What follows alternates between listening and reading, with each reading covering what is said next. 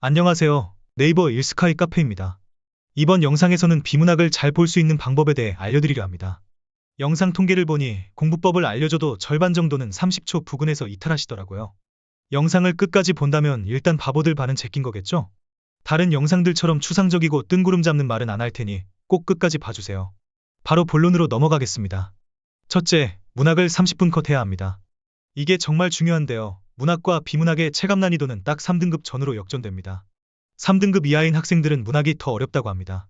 뻔한 말 한다 생각하실 수도 있으나 저는 문학 못하는 친구 중에 비문학 잘하는 친구는 본 적이 없습니다. 비문학은 지문에 답이 나와 있지만 문학은 해석이 여러 개일 수 있잖아요.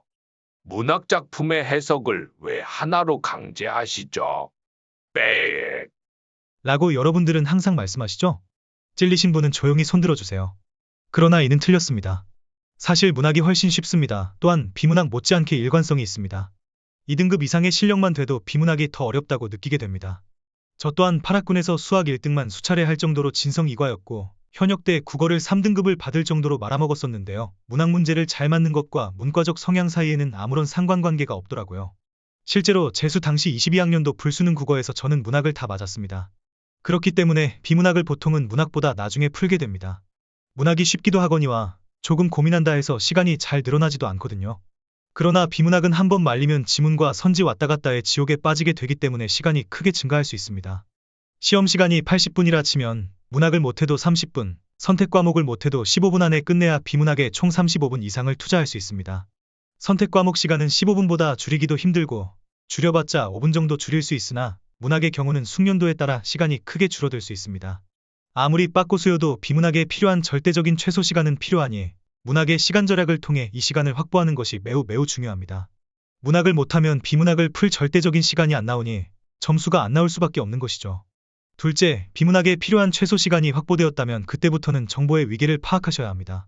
사실 비문학 독해의 본질을 파고들게 되면 정보의 위계가 큰 비중을 차지하고 있다고 생각합니다. 제가 단골 예시로 드는 22학년도 수능 해결 지문을 보실까요? 정상적인 고등학생이라면 뭔 개소리지? 라고 생각할 난이도의 지문이지만 그저 절대정신이라는 큰 범주의 개념어 아래 예술, 철학, 종교의 하위 개념들이 들어있고 향후 지문이 전개됨에 따라 예술에 대한 설명, 철학에 대한 설명, 종교에 대한 설명들과 그에 해당하는 용어들을 붙여 읽다 보면 어려운 문제 하나 정도 빼고는 다 맞을 수 있는 지문이었죠. 또 다른 예시를 보실까요? 좀 쉬운 2010학년도 구모 지문을 보시겠습니다. 사진은 제가 직접 해당 문제를 푼 흔적인데요. 어떠신가요? 천이라는 개념 아래의 자연천, 상제천, 천명, 의리천의 개념이 주르륵 연결되는 모습을 보실 수 있으실 겁니다.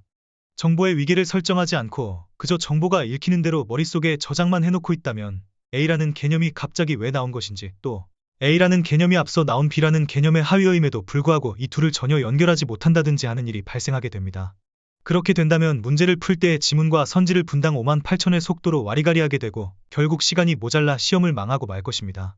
흔히들 말하는 추상어를 구체화시키라는 등의 사소한 팁들도 결국은 이 정보의 위계를 명확히 설정하라는 조언과 일맥상통하는 것입니다.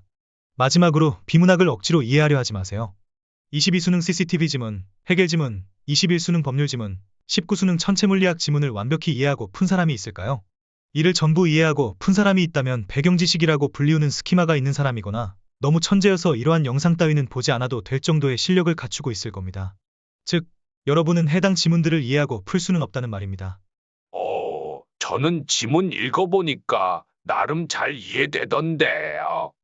저는 천재인가요?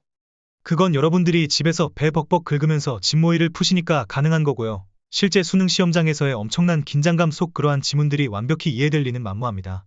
평소에 엄청난 독해력을 가진 사람도 수능 현장에서는 머리가 굳기도 하니까요.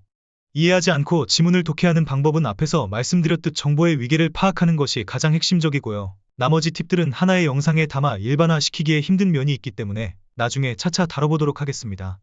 저한테 과외를 받으셔도 되고요.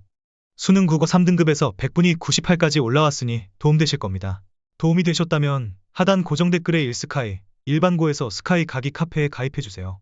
시대북스 저자분들, 강대K 출제자분들, 오르비 포만한 네임드 칼럼니스트분들과 함께합니다. 가입하셔서 많은 정보 얻어가시기 바랍니다.